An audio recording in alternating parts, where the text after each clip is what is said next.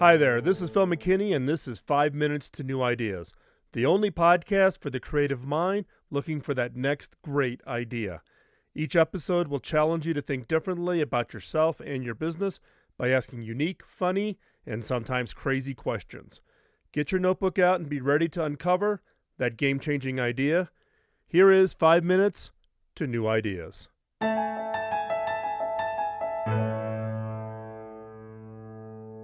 Here's a hypothetical.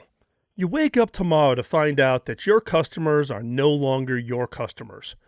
You either ignored or overlooked a fundamental change in why they need what you are selling. What would you do? Go out of business?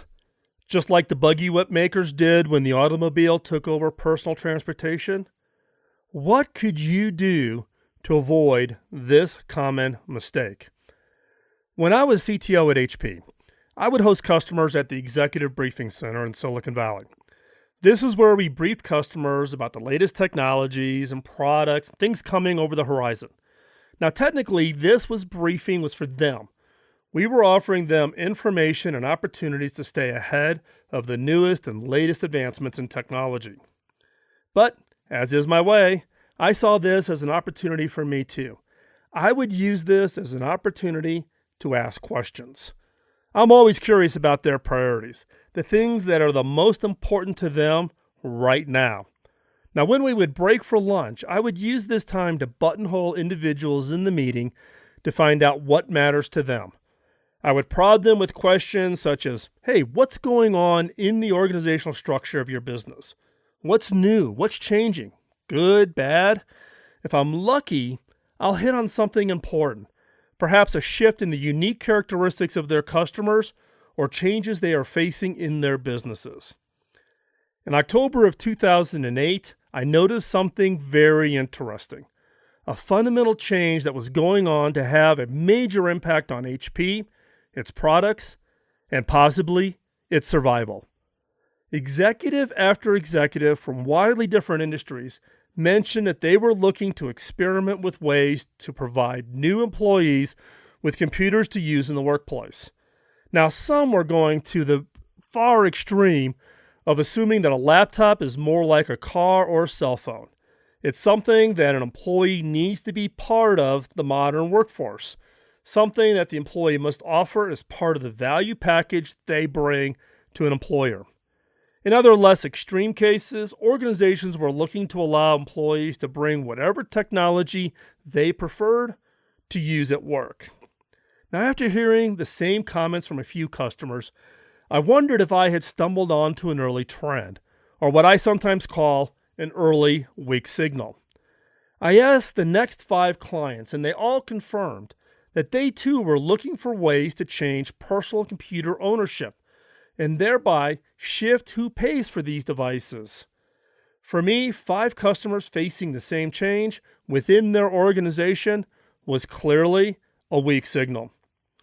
There was about to be a huge and unexpected shift in how organizations would be providing personal productivity tools to their staff, and yet it had never popped up on anybody's radar screen at HP.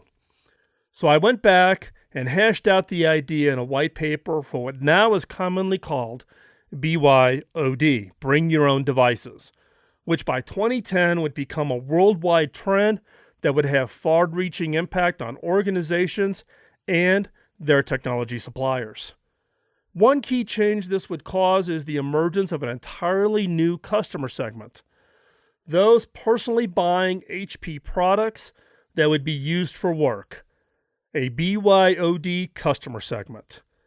By acting quickly, we had enough of a lead to be ready to respond when this change emerged and quickly gained traction in 2010.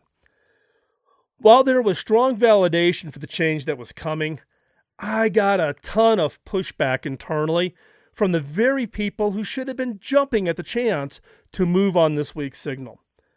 As with any radical idea, the corporate antibodies come out of the woodwork, giving all the standard reasons why the idea will never happen. And I heard them all. Remember, the fundamental assumption of the corporate antibody is that the future will be the same as today. Don't let others' hesitation keep you from pursuing the changes you and your organization will need to be ready for the unavoidable changes in your customer. Validation, or the social proof, as you probably know, if you use your personal phone or laptop to connect to your work email, Slack, or any other tools your organization uses, BYOD did become a new customer segment that transformed the industry and IT departments around the world. So how are you going to predict what's going to happen to your customer segments? The fundamental question you need to answer is, what customer segment will emerge 5 years from now that doesn't exist today? Now, to help you answer these questions, ask yourself, how are you anticipating shifts in your customer segments?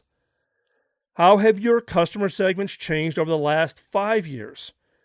What are the people who will be your customers 5 years excited about today? By asking the right questions, you can see where your customers are going and not be content on knowing where they are today.